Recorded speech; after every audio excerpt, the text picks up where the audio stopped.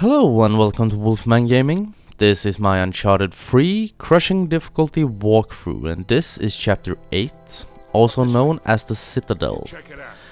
And since we're done in France, we found what we were looking for. We have headed to Syria to join forces with Charlie and Chloe to find the next part of the clue.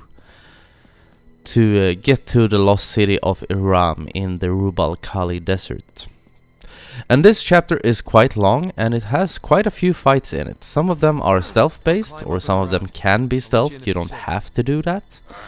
And some of them are action based, and there is some puzzling and there is some platforming. But the first problem you're gonna face is climbing up this wall. I have talked about this before, that sometimes in these games the platforming does not want to cooperate. And I think sometimes that can be really annoying, because in a game where the platforming is such a central part of it, you're always climbing up something or down something, then it should work flawlessly. But since the Assassin's Creed games have been doing the same thing over 13 or something installments, and as far as I know, it still doesn't work perfectly in those games still. I tried playing Assassin's Creed Origins a little bit. I got to borrow it from a friend of mine. And even though I think the platforming, for the little time I played it, I only spent about 2 hours before I got bored with it.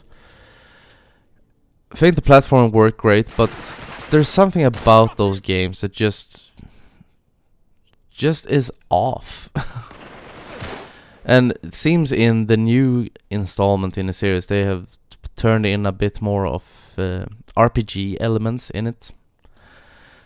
Wasn't very impressed, got bored with series years ago. I'm gonna give it another shot just because I got to borrow it from a friend, so I'm gonna try it a little bit more, but not impressed, not yet. But going back to the Uncharted games and this installment in the series. In this fight, as you can see, you enter this room at a height advantage and use that. Because since we're sitting so high up, the enemies will have a really hard time firing at you. Or they will not have a hard time firing at you, but they will have a hard time hitting you when they're firing at you. So use this to your advantage. Take your time, pick your shots, because we are gonna have to do a little bit of ammo management in this chapter, or in this game overall. Because there are a few big fights coming up later on in the chapter, and as I mentioned before, they are a bit more stingy with ammunition in this game than they were in the second one. Not as much as in Uncharted 4 and The Lost Legacy. Because, you know, those games, they are quite different from the first 3 installments in the series. In both the combat and gameplay overall. Because a lot of the covers are destructible in those games. You're going to have to move around a lot more. And especially when you're playing on a difficulty like Crushing. They are very cheap with ammunition. So you're going to have to always never get too attached to one weapon. You're gonna have to switch it up quite a lot. Try to be more dynamic in your playstyle. Get used to all types of weapons. And there is a little bit of that in these games as well. Sometimes you're gonna have to switch because maybe your weapon of choice is not available in that fight. But usually you can stick to one or two that you think works great. I love the combination of having a regular pistol or a power weapon as like a magnum. Always love the magnum. And an assault rifle. I think that's the combination that works best for me when I'm playing. Because the pistol can be used for those moments where you have the time to take your shots and make everything nice and easy, calm and slowly, and when shit hits all kinds of fans, you can break out your AK or your M16, which it isn't called. It's called something else, but it is an M16, or at least it looks like one. For when those moments when everything goes to hell and you just need to spray a little bit. The hell you been doing? But all the enemies in this room are now dead and we can move on. Before you move on, always loot through everything. Try to pick up as much ammo as you can. And just wait for Sully to move his tired old ass over here so he can help you get through this gate. Come on, help me with this.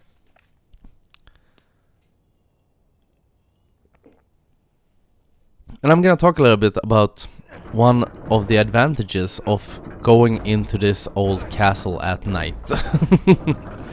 Or the fact that it is night and we are in this castle. And that is the fact that there is not much lighting here. And I think Talbot's henchmen are afraid of dark because almost all of them are carrying flashlights. They have them attached to their chest, just like Joel and Ellie in The Last of Us. And that is something you can use to your advantage, because that will show you which way they are facing at all times. Because they don't move their heads very much. So if the flashlight is facing forward, that means they're looking forward. And that will give you the ability to always know which way they are going, and you can sneak in behind them and kill them, which we will do in the fight coming up, because there are, I think it's 3 enemies down here. Yes, it's 3 enemies. And you can see the flashlights over there. Give me a sec. So we will use this to know exactly where they are and sneak around them and not shoot a single bullet. You can do that if you want to, but I prefer to do it the stealthy style. Conserve ammo when possible. So we wait for this first guy. He always moves over to this ledge. So we just pull him over. See one of his friends coming this way, so I head back down and wait for him to pass the archway. You see him passing right there, so I can run in behind him. And now he's standing there, just staring at a brick wall. For some reason. Probably admiring the architecture. Maybe flunked out of architecture school and decided to become a mercenary instead. Who knows? Maybe he would have lived longer if he hadn't failed his exams. And that is quick, short fight. I really like it because it's so easy and it makes you...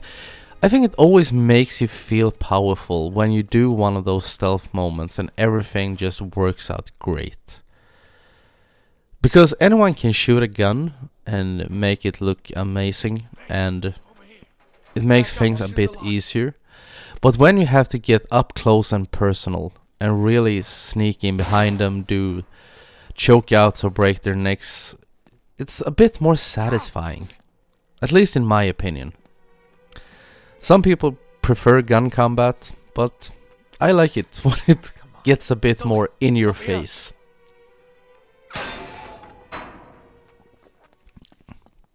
And it's a bit funny, when I was recording this walkthrough, this courtyard became my nemesis. I ran around this courtyard for 15 minutes.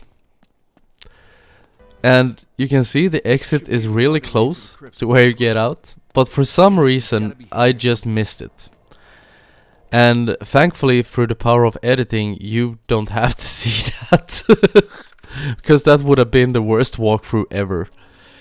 And this is also a stealth-based fight coming up. I was trying to go for, you know, the jumping stealth kill. Didn't work. I guess I pressed the wrong button. But anyway, we take him out, and then I'm gonna wait behind here, pull him over, and smash his skull in, and then I'm gonna wait for a third guy. Once again, we see a flashlight coming our way. So I'm just gonna wait for him to do his little patrol pattern. He will come over here, he will stand over there. He never gets closer than this. And what you need to be a bit aware of are the 2 guys standing on the other side of this ledge. Because if you get spotted here, 2 enemies will spawn in from that archway over there. And I get spotted with 1 guy left. Here is one of those YOLO moments. He started looking, seeing his friend lying on the ground, so I take him out very fast. That was a bit lucky on my behalf. And I wanted to go in behind this guy to find and pull him over the ledge. And something happened right here. because suddenly those enemies spawn in. And I'm not quite sure why, because I don't think that he saw the body of his friend lying over there. So maybe there is an invisible trigger that just makes this fight kick off.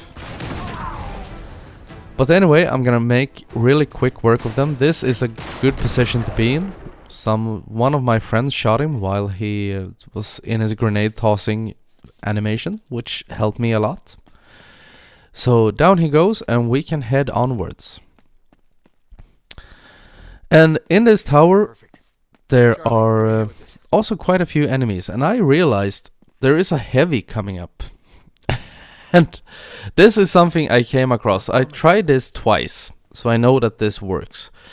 Because when we move up these stairs, there are two enemies over here on the right side. So use the shoulder swap and try to put in a cheap shot. Because they are standing there like two idiots doing some yoga in old ruins. But a heavy will show up. He will come from a staircase in the next room. And I ran back down the stairs to try to put myself in as good position as possible to take him out. And I don't know who did it, but if you run down the stairs, as I said, I did this twice, so I know it works. I try to run down, one guy comes in from the right, smash his skull against the wall, down he goes. And I don't know if you can hear it, but I started hearing that someone is throwing punches upstairs. And when I came up again, because I'm waiting here for the heavy to show up, because this is a great position to be in.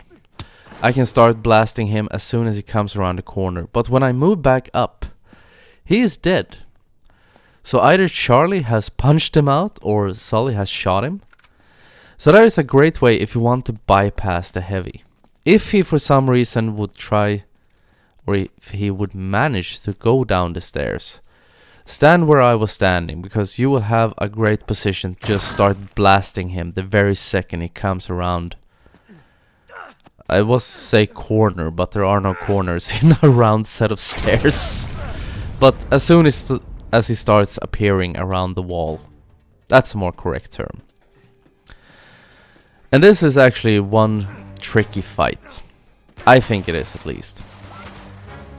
Because this is such an awkward position to be in. You have one guy firing at you from up there, and he's so far away, so it's a bit hard to see where he is. And as soon as he dies, another guy will show up in the same position, so just keep your aim on there. And now you'll have one guy up there on the left, and also two guys on the wall over there to the right. So once again, we're gonna use the cover trick, vertical style. I tried to do it right down here. I'm gonna have to move up once again, because one of them has a laser sight, and I'm not quite sure what the other guy has, if he has a pistol or whatever it is. But if you move up to this part, you can see their heads popping up like little mushrooms, and there's not a thing one they can do about you. So you can just hang there, be calm, and take two shots, shoot them in the head, and they will never pose a threat. The first time you go up this wall, I didn't know they were there. I didn't see them at all. So I came up here, someone started blasting me from the side, and I died. And the checkpoint is just as you come out onto the wall, so you won't lose any progress if you fail. Feel free to restart it and get good shots in. And in here we have 4 enemies. They are mainly focused on your friends downstairs. I was trying to hit the gas canisters and try to take out both guys on the other side in one blow. Didn't work too great.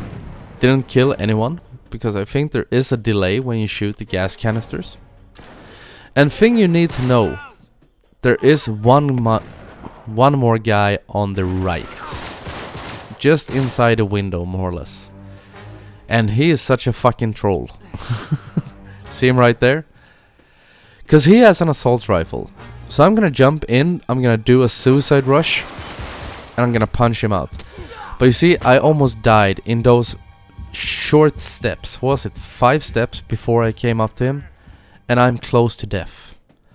So be very careful. If you want to be really on the safe side, if you do it like I did, usually you will survive. You can get unlucky, as one always can. But if you want to, you can throw in a grenade and hopefully that will stun lock him until you come in and finish the job. So once again, pick up some ammo if you need it, and if you find something you like, and open this door and go into a brute fight. I don't know if I mentioned it before, but this is something I really don't like in this game. The fights against the brutes. Because they always play out the same. It's always same animations. You just press triangle to dodge and smash circle, I think it is, to break free when he grabs you.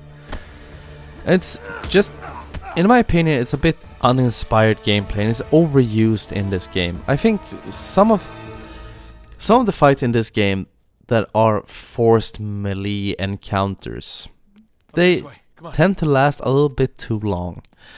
And that is a problem that comes and goes a bit in this installment overall, because there are a few sequences that are just too long. Most of them are amazing the first time you play the game, but when you're replaying it, some parts, like when Nate is running through the market when he's been drugged, when you're chasing Talbot, I think that's his name. Bit of spoiler alert if you haven't played the game. That is segments that just stretch out just a bit too far, so it gets a bit uninteresting at the end of it. And this little puzzle, stand on that emblem, look up at, I think it's called Big Dipper in English. Big Bear star constellation. Just go for, what is it, the North Star? That is the bottommost star. And then look down at that old gate. And that's where we're heading. And a lot of enemies have decided now to do some creative deconstruction of this citadel. And luckily for us, someone was kind enough to spread out a few sniper rifles on this platform so we can take them all out. And that is one of those, I think it's this is one of those fun, really stupid video game moments. Because these rifles, these sniper rifles, are the most Deus Ex Machina rifles in the history of mankind. Why would there be 5 sniper rifles lying up here, unless for the fact that a lot of enemies are shooting at you with RPGs and you need them to fend them off? And of course it is a video game. Shit like this always happens in video games, but it is a bit humorous at least. Be careful here, because they are quite good at aiming, and don't do like I do and almost jump into that abyss. There is quite good cover here. You can put yourself in positions where they can't hit you. Use the cover to your advantage, because if an RPG hits you, it is an instant death. But I think that's the last enemy. Be sure to pick up your assault rifle before you move on, so you don't end up in the next fight with a sniper rifle and just 2 bullets. Because that can lead to a lot of trouble. And now all you have to do is run. And I think, not quite sure which the next fight is coming up, because I haven't had time to watch through this video before narrating it. So this is gonna be a surprise as for me, just as it may be for you. Alright, now I know. This is the biggest fight in this chapter. The first part of this can be stealthed. I have tried stealthing through this entire fight, and I don't think it is possible at all. That first guy always moves over to that right side, and what I like to do after I take him out, I tried a bunch of different strategies, a bunch of different patterns to take out as many enemies in a stealthy fashion as possible. And this was worked best for me. And when shit kicks off, remember this room. This is the room you want to head for and make your stand in. Because that will be, in my opinion, the absolutely most powerful position you can get. But the enemies don't have unlimited sight. They're not like in old first-person shooter games. Remember those old games like Rise of the Triad? When enemies could snipe you with a pistol from like 500 feet away through geography from another area code in a different galaxy far, far away in a long time ago. So you can move around a little bit, but don't get overzealous. So we're just gonna wait for these guys to turn around, because I'm not quite sure how far they can see. I'm gonna take a quick peek where he is, and hopefully not get stuck on geography. Sometimes the cover in these games can be really sticky. And it's so annoying when you're trying to move fast and Nate suddenly decides to, if you're trying to do a roll to get to move faster, he just says, I'm gonna stand against this wall. So that can troll you at times, but hopefully it doesn't do that for you. And anyway, we take out him, and then I'm gonna head down to break the neck of this guy. But I'm not quite sure why it kicks off here. Maybe it's because I got spotted. And maybe there is an invisible trigger that when you kill a certain amount of enemies, shit is gonna kick off either way. I'm not 100% sure how it works. All I know is I break this guy's neck. No one should see me, I think, but suddenly things kick off. And you will see a little transition here. I tried hanging in this well to take out the second wave of enemies, and I had somewhat of a success. But I realized someone threw a grenade and I lost my grip and fell down and died. So as soon as things kick off, move back to the beginning of this area and head up into this room, like I said, because now we have an enemy. We have a heavy coming in, and we have people shooting everywhere. So the best part about being up here is that there is only one way into this room. The enemies aren't as good at platforming as Nate is, so they will have to resort to the stairs. And there's only one staircase leading up to this room. Try to take out the heavy as fast as possible. He can take quite a fucking beating. Throw back a grenade if you want to. There are even two heavies. I had forgotten about the second one. But when you're getting further into this fight, the enemies are gonna try to rush you at that staircase. Always keep an eye on it, because maybe they will try to rush you earlier. I'm not quite sure. Maybe I got a bit lucky, because it took them a while to find that staircase when I was playing. And this Gmal is absolutely amazing, because this is a combined assault rifle, sniper rifle style weapon rolled into one. You can zoom in quite far, and you can do those lovely, sexy, beautiful headshots.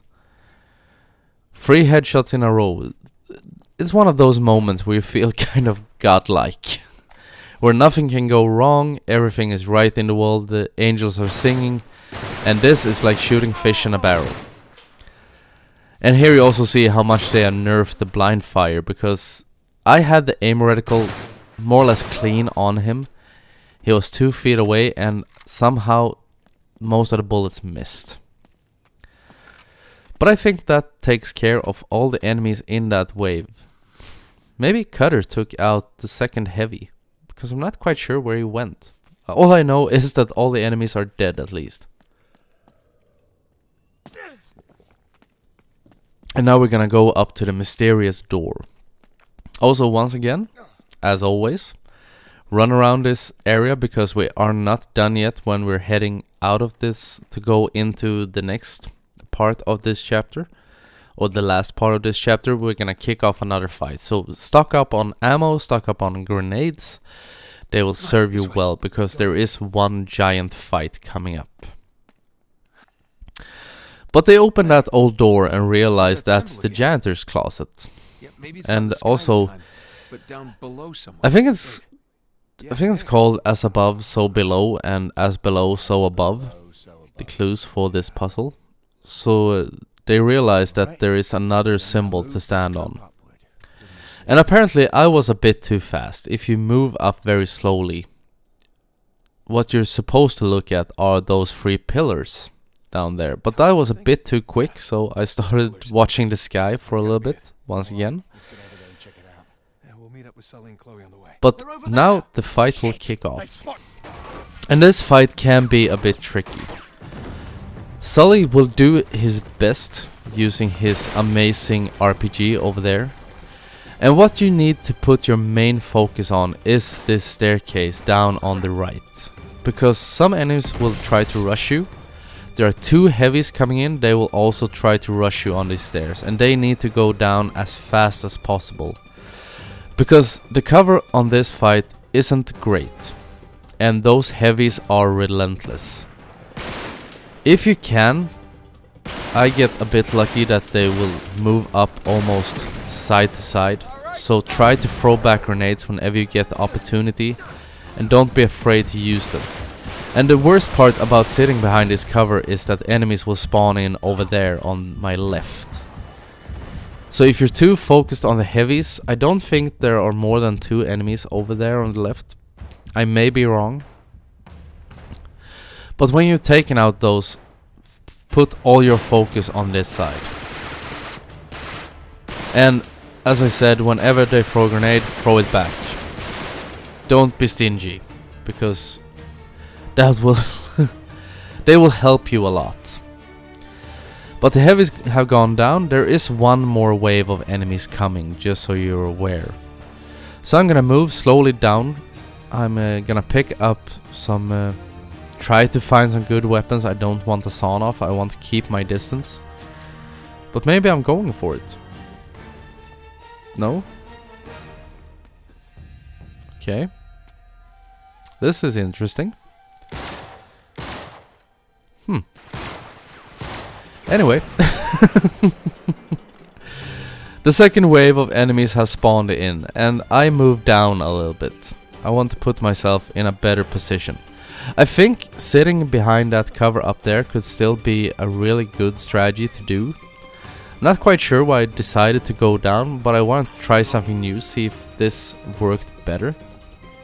And this is actually quite a good place to be in. Because you have this big hole in the wall. Enemies are reluctant to try to go through it. I'm not quite sure if they even can go through it. But you can sit here, you can take pot shots, and if they try to go for the archway over to your left, which is the door in here, you will be in a great position. You will see them coming in. He runs in, and I start shadowboxing apparently. Go into a fist fight, take him out, pick up some grenades. Always gotta love them grenades. And put them to good use. And I think that's taken out most of the enemies. The rest of the guys are gonna try to hang back a little bit, try to force me out into the open. But we are smarter than that. Here comes another guy, see him running past a big hole. And he should be appearing any second. There he is.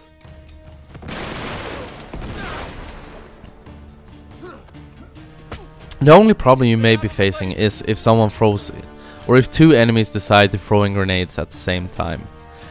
And when these snipers show up, you will know that you're at the end of the fight. And Sully did some amazing RPG shot. I'm not quite sure if he shot right down beneath his, or between his feet. It looked like it, because I think that's where Sully is standing, right on top of those snipers. And before we move on, as always, once again, pick up all the ammo you can find.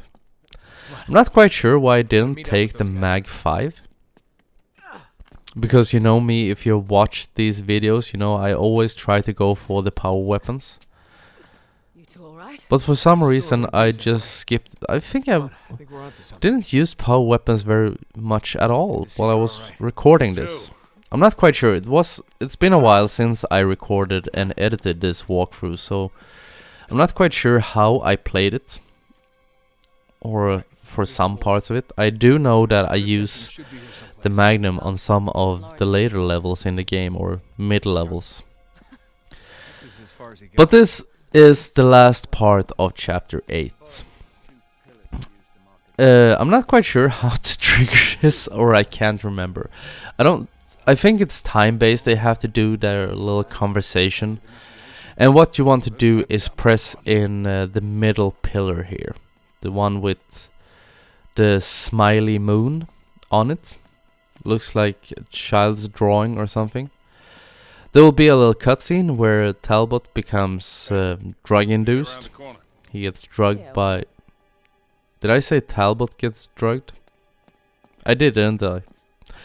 Where Charlie gets drugged by Talbot. You see a little cutscene, he walks off. Talbot makes him... injects him with something or something like that.